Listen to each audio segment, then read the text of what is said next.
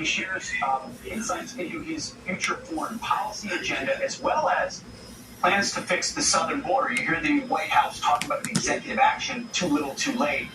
What did Donald Trump do? What does he plan to do, including how difficult would it be to implement some of these deportation efforts that he has talked about as well? Here's Donald Trump yesterday. So in just this fiscal year 2024, there's been 74,000 unaccompanied children that have come across the border.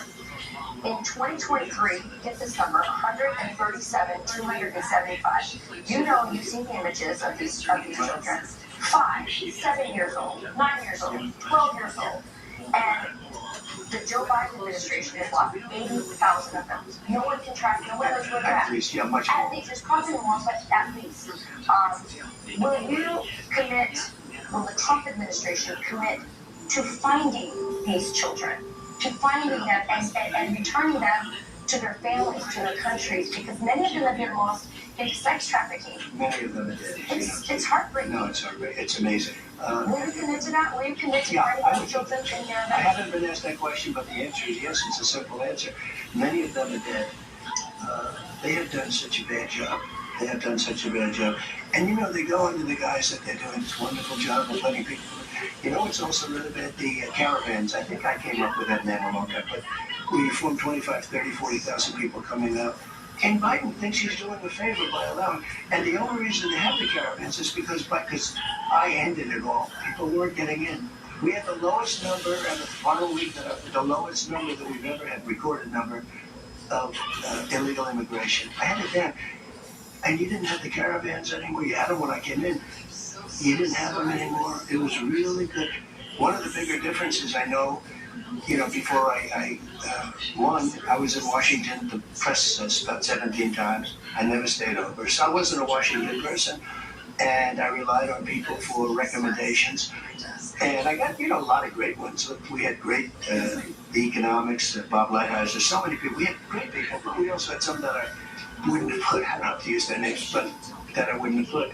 Now I know all. I know the tough ones and the weak ones and the smart ones and the dumb ones and the, you know, we know the strong ones. And so I think it's going to be very good, and we're ready to go. But the country is really going bad. When you look at all these people, millions of people coming into this country, I really think, other than nuclear weapons, which I think are the single biggest threat, not global warming, when they say that the seas will rise over the next 400 years, 1/8 of an inch, you know, which means basically you have a little more beachfront property, okay?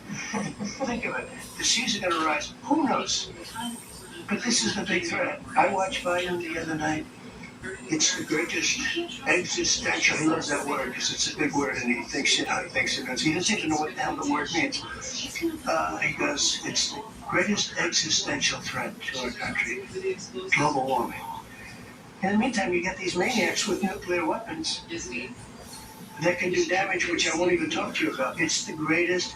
There has never been anything like it. The power of weaponry today. It will be obliteration. And that's your real threat. But in terms of our country, a real threat are the people that are coming in, that are being allowed to come in. Who wants to have an open border with millions of people coming into our country, right? Millions and millions. And not just from South America. They're coming in from Africa, from the Middle East, from Europe, from all over the world they're coming in. And they're coming in from jails, and they're coming in from mental institutions, insane asylums. The worst, some of the sickest people, mentally ill people, are being dropped into our country. We're going to be paying for this for a long time. Now I'm going to do the big deportation, the biggest ever. Eisenhower did the biggest. This will be bigger. But it's a very tough thing. What they've done to our country is unthinkable, that they could do this. And so many other things. I mean, go to New York, the kids can't have Little League games anymore. It sounds so trivial, right? Why? Because the migrants are living in the fields.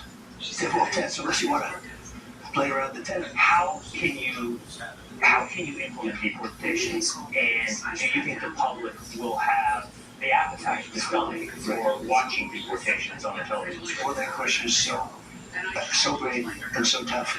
Because, you know, the radical left is going to start saying, oh, look, so you get rid of 10 really bad ones. And one, you know, beautiful mother who they think is guilty of something, and maybe she is, maybe. And it'll become a story or a family that's a good family and came in wrong, and they're going to show that it's going to always be tough. It's not going to be easy. And we have to use a lot of good judgment. But the way you get rid of them is the local police. The local police know these people by their first name, their middle name, and their last name. The local police are great. They're just not allowed to do their job. They're afraid of losing their pension. They're afraid of losing their wife or husband. They're going to lose their house. They're losing everything. And one of the things I'm doing is giving local police immunity from prosecution. They get prosecuted. When they do their job, they get like your soldiers. When they do their job, when they watch departments being raided by 500 people, well, that's